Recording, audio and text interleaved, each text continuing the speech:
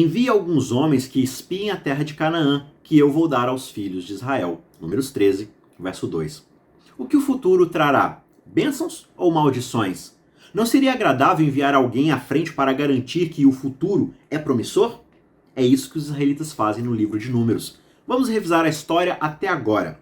Em Gênesis, Israel começa como a semente de Abraão e depois, com José, eles se dirigem para o Egito.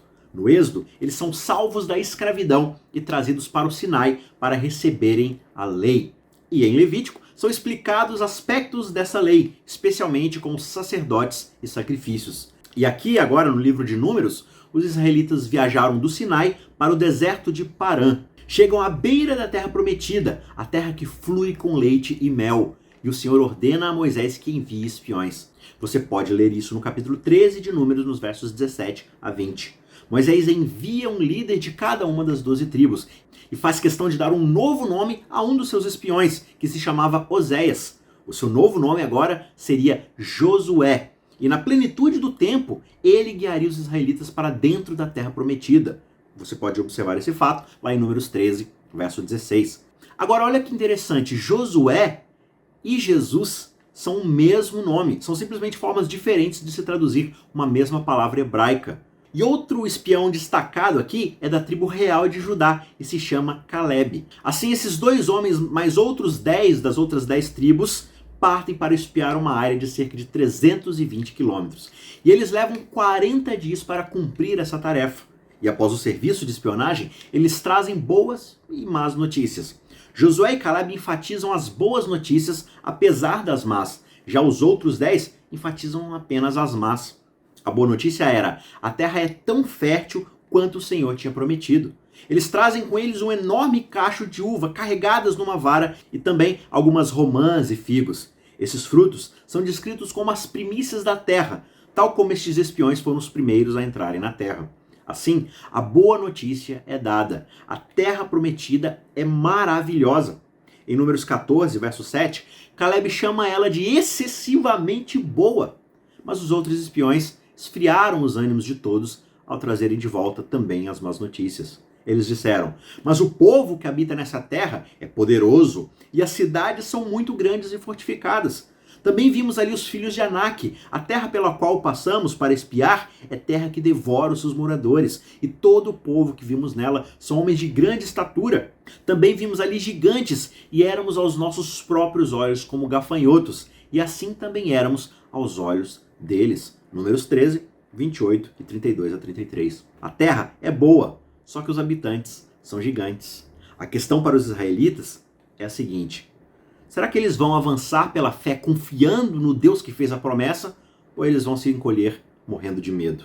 Para avançar pela fé, eles devem olhar à sua volta e ter a visão correta. Eles devem olhar para trás com a lembrança e ver que regressar ao Egito não é vida para eles, é escravidão. E eles devem olhar à sua volta com gratidão e ver que o Senhor estava com eles durante todo esse tempo no deserto. Como Moisés diz em Números 14, 14, eles ouviram que tu, ó Senhor, estás no meio deste povo, que face a face, ó Senhor, lhes apareces. Tua nuvem está sobre eles e vais adiante deles numa coluna de nuvem de dia e numa coluna de fogo de noite. O que quer que eles arrisquem vai valer a pena. Deveriam olhar com fé e ver que o Senhor tinha jurado trazê-los para dentro dessa terra que mana leite e mel.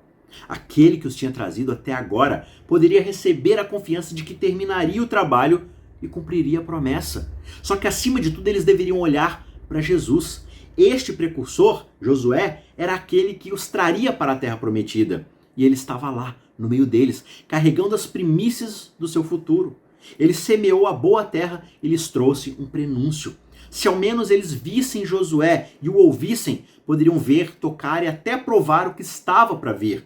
Se eles confiassem nele, veriam que as primícias eram maiores do que os gigantes e eles avançariam. Mas como a gente vai ver amanhã, os israelitas tinham mais medo dos gigantes do que confiança nas primícias. Por isso, eles voltaram atrás em relação à vontade do Senhor para a vida deles. Agora, e quanto a nós? Também nós precisamos nos lembrar que o nosso passado de pecado não é algo a que devemos voltar ou que possamos voltar. E adiante de nós está um futuro excessivamente bom.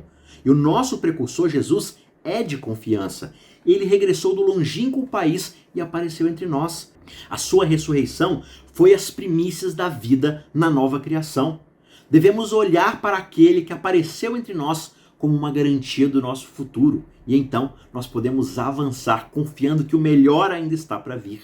Cristo ressuscitou entre os mortos, sendo Ele mesmo a primícia dos que dormem. Portanto, meus amados irmãos, sejam firmes, inabaláveis e sempre abundantes na obra do Senhor, sabendo que no Senhor o trabalho de vocês não é vão.